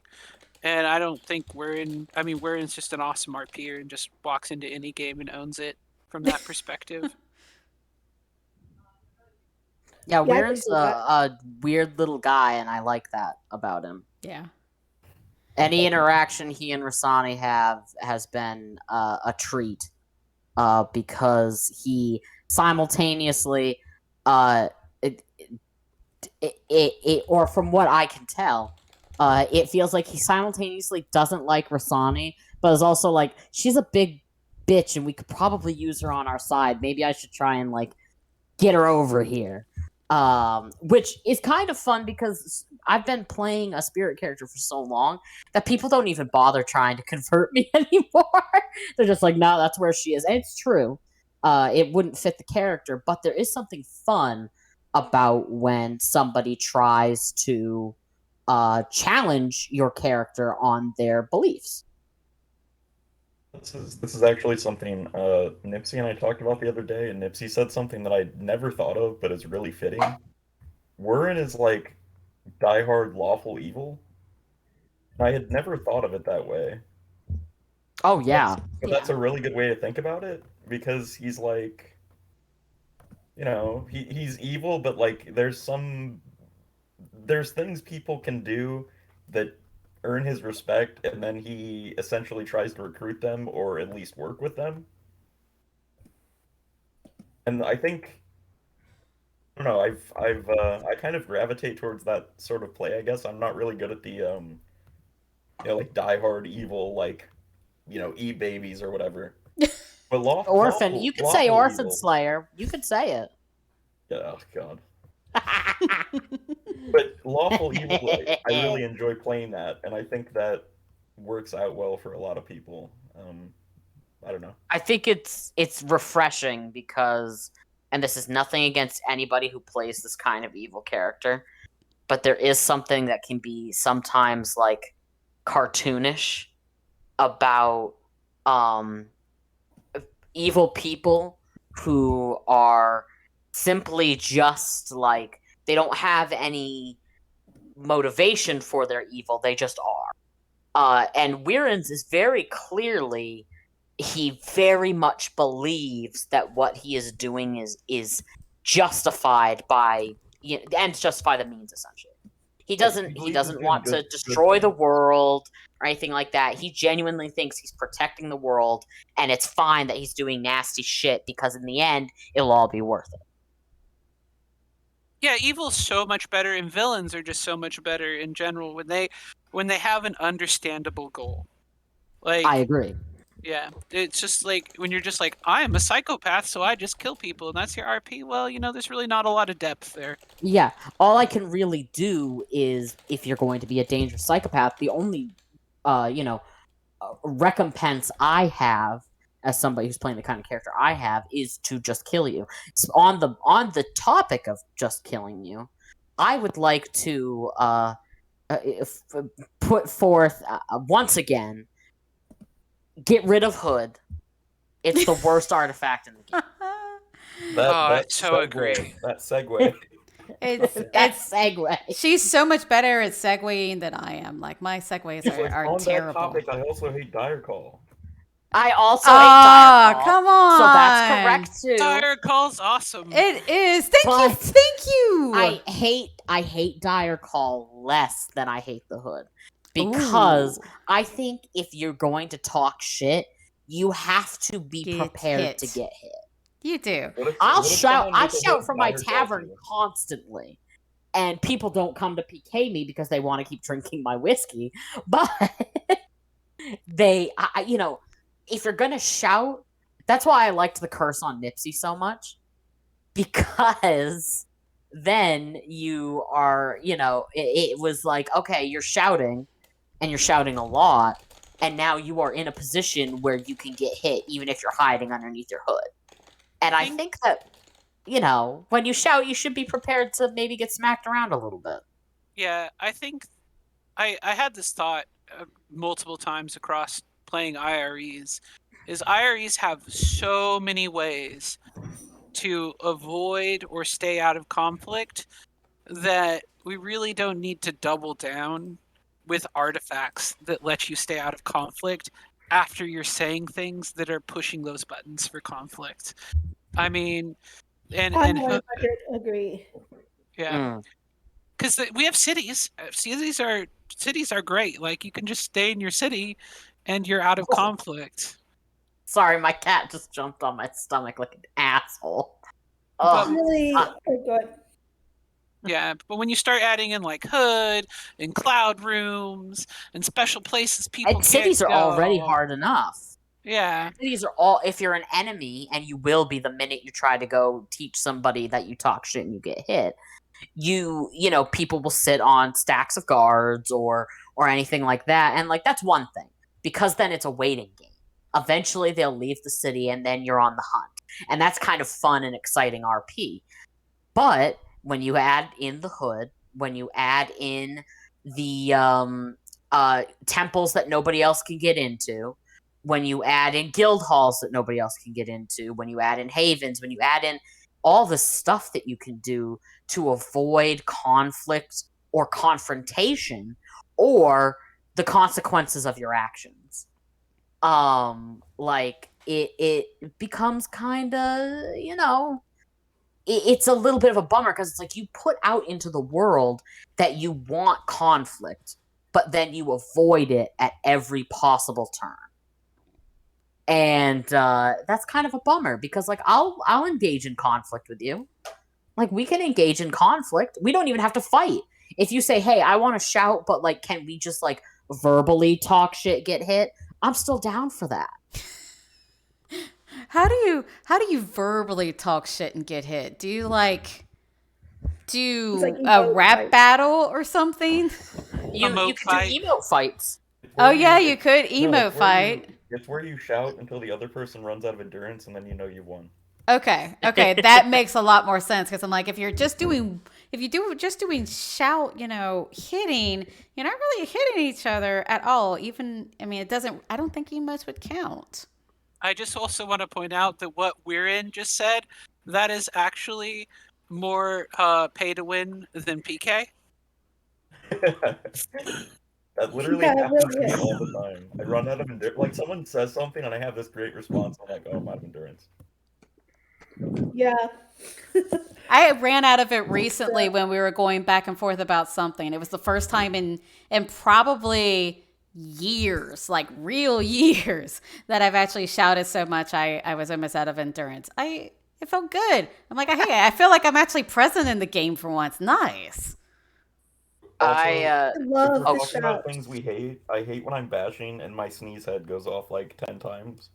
Oh my god. What the fuck do you people want? I knew when I was bashing and I had like defilement or something, I knew when someone was coming after me because of the sneeze head. Because people they don't think to turn off their target calling.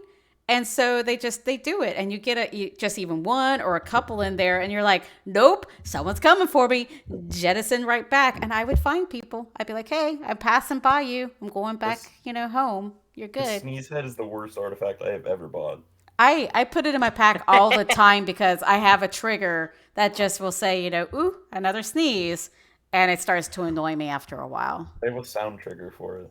I gave mine a sound trigger, but I also switched it to say "you are famous" Nice. with an exclamation point. You're famous. I have, oh, look, another sneeze right now. But before that, it was just, oh my God, stupid hood or something like that. Have any of you seen Sirens? As in Vanguard of Anorian? I forget he has a what dad his... sneeze. Oh, does he? It straight up is like all caps a chew with 20 O's. Oh, it's that's right. spectacular. That's right. That's what his is. His Why? because a lolly was just Because a it's so chew. good. Like hers was just a His- chew, so he had to go make it dramatic as fuck. He had to make it a dad sneeze. Yeah, Yeah, absolutely. That is That's just literally what makes sense. that is my husband's sneeze. I am an chew. He is an chew. Like you can hear it. If he sneezes upstairs right now, you would hear that shit because he's that damn loud. It's ridiculous. I love it. I love Siren having a dad sneeze. I live for him getting to enter his slutty years. He does deserve his now that slutty years. He deserves his slutty years. He's got those nipple rings, and he's just gonna rock them, and it'll be great. He's just gonna rock them. What the hell is going on over there? What do you mean? What is Anorian? What's happening in Anorian right now? I mean, you've got the Vanguard, the leader of the He's light. had nipple rings the whole time. Well, no, this is. I'm just gonna say this because it's been one of those things that I find. I don't know why I find it as weird as I do, but I do. But he's now the leader of the light, and he's got Kegamine and shadow shit everywhere because he wants to seem swathed in shadows. And I'm like, but Anorian, you're like. Siren has, But Siren it's has- his thing, and it's his history, it's and I very get it. interesting RP. Yeah, I really get it. encourage anybody because he was an infernal knight who Yeah. straight up left because the lore had changed so much that the closest thing to an infernal knight that he could find was a Templar. Yeah. And that is super interesting RP to me. And I think that he just handles it really well. The Kagamine is really funny, but I do think that it is kind of neat in a way. Oh yeah, Like, no, it's I neat wasn't that he's saying it. Oh no, wasn't. absolutely. Yeah. I understand that it's super, like, he'll be giving some big speech about the light and then his nipple rings are dripping shadow ichor. Like, I get it. Excuse me?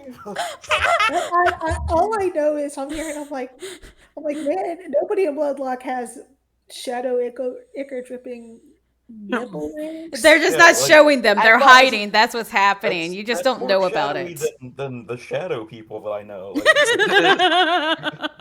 Like, as far as I know, we don't have any drippy nipple rings over here. Oh, gosh. Nipple rings.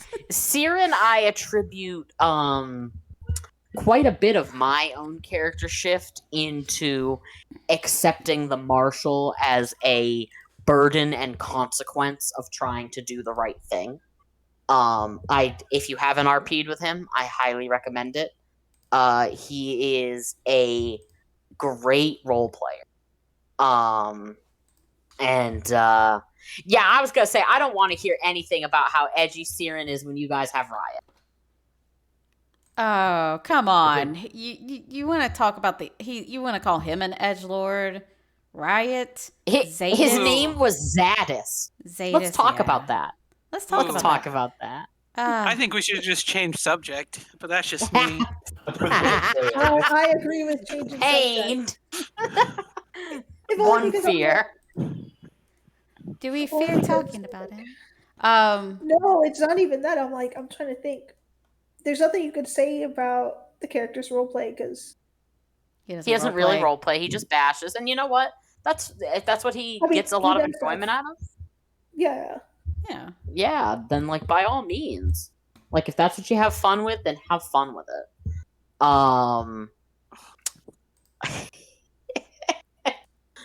Oh man, the fear in I back to me wanting to delete Hood. Oh God. Delete Hood, reimburse the credits, and or I think Ririn, you had a great idea. If you shout, then that hood ain't fucking working. Because you know what? I don't care what kind of hood you're wearing. If you shout some shit so loud that even the gods can hear you, You should not be hidden. That's just and that's to correct so people know which we're talking about. Rin, that's me. I was the one that said the shouting. I think if you shout, you should just lose your hood. Ooh. Now I'm gonna change topics because I think Hood's done enough, and Wyatt has a good one. So if your character had to swap sides, which guild would they go to? Oh, that's easy for me. Templars. Yeah, Warren would be a Templar. Yeah, that's easy. Let's Ooh. see. That's That's a so good hard card. because Would I'm so Mouse? like Earth dude and like pro undeath. Like, Yeah, it's hard for me too because I'm very not that. When Well, Mouse was around in Bloodlock for a little while, um, he's like his whole roleplay is being like disrespectful and stuff. And one of the first interactions we had was Warren like kicked him in the balls and told him that he has to respect ladies or else. See, nice. Weirin would be And a someone good. was like, "Wow, you're a Templar," basically. It's like, oh, Weirin could. I think if he just dropped the whole like Daddy Bamathis thing, he could be a good Templar. He could definitely be a good Templar. I think he's got that potential. He's got that potential. I I think Now the oh, obvious go ahead. thing would be oh, you go ahead. Are you sure? Yeah, you do it. Okay. Well, if Warren were to switch sides, which has almost happened before, briefly, but didn't end up happening, it was going to be the Terrigen. Okay. And the reason for that is she actually had that was before Duran, but now it would be even a bigger bit. Oh my god, I can't talk. Bigger middle finger to Duran if she side hopped and became an Earth person and just started destroying all the Earth and was undead, and it'd be hilarious.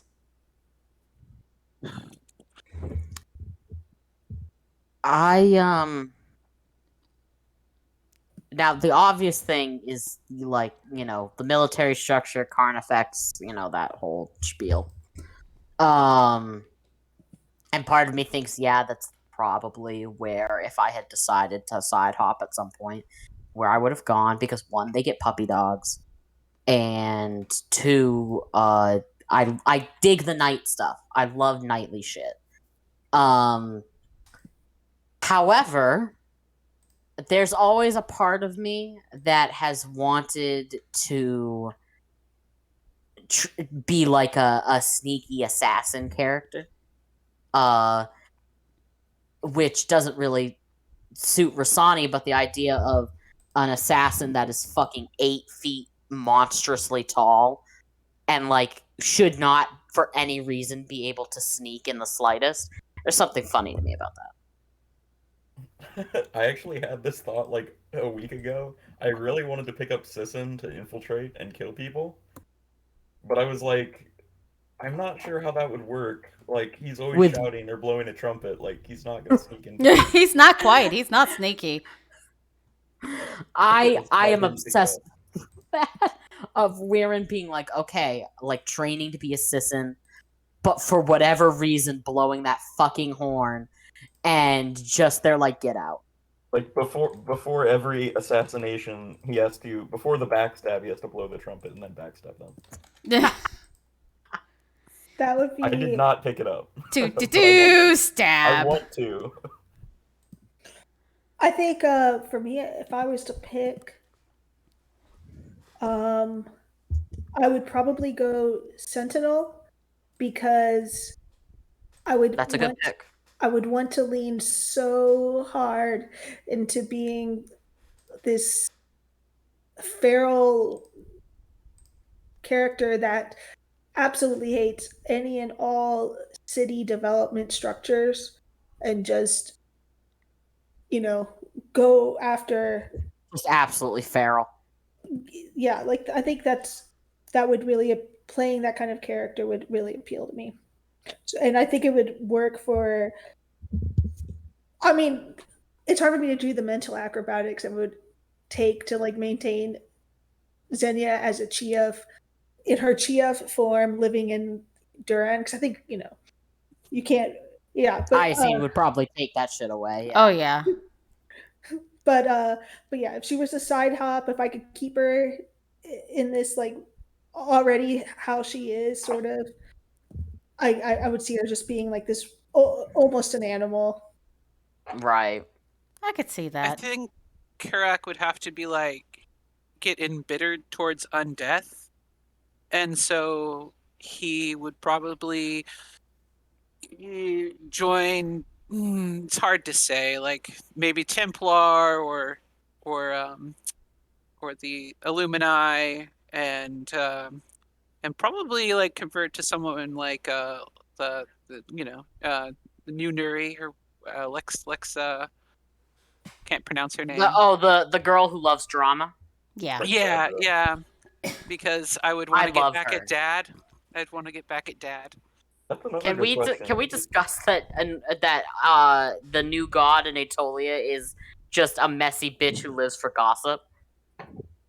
I mean, we could. It probably wouldn't last very long, but go for it. I was gonna say, I She- think you summed it up. Yeah, it's fair. Okay. Well, guys, we are hitting our 2-hour mark. That's usually right. This exactly me talking. It stopped starting to fail. It's when the talkie stops working. For you. Yes, it is where this talkie stops working for me. Mostly on the evenings, unfortunately. So I think that we're probably going to go ahead and wrap it up there for tonight, unless there are any Sounds final thoughts that anyone wants to throw out there at people. Delete hood. Final thoughts. Someone with a hood go dire call Rasani and then show off the hood. Please do it. Please do it right now. They're in the middle of a lesser. They won't. Somebody will do it later. Sure. Yes, Farsi detection too. Okay, I can acquiesce to that. To getting rid of that as well. Okay. And what was Xenius? It would just be on individual levels. Let's facilitate in major conflicts. Let's start making more efforts to like facilitate smaller version one-offs of those conflicts with other individuals. Similar to how Rasani and Zenya are like going back and forth now with this one, but it's just it's smaller, it's concentrated. But I think if everyone like starts doing little things like that, we might all start to enjoy the conflicts that much more. I agree. I hope you got some admin love from our duel, because I got a little bit of admin love from our duel as well. I hope that you did. I probably did, but I don't talk to very many admin, so I don't know. Like, I honestly don't know, but I assume everybody likes what I do. So I have a problem.